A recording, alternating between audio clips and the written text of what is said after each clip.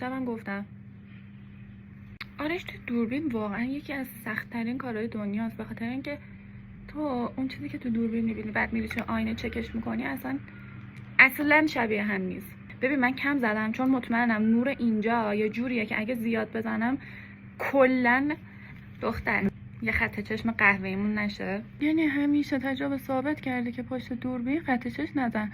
بعد من نمیدونم چرا دوباره این کار رو انجام میدم. عقل که نباشه جان در عذابه. آینه بد نشد، استثنا این دفعه. اون یکی دیگه جلو دوربین نمیزنم به خدا. برای تهیه دوره‌های حضوری من برای قرینه کشیدن خط چشم حتما بهم دایرکت بدین دوستان گلم. البته که وقت ندارم. چوسی. اینم کریمل جدیدمه که چیزشو درآوردم و به زودی خشک میشه. خیلی ناراحت میشم موقع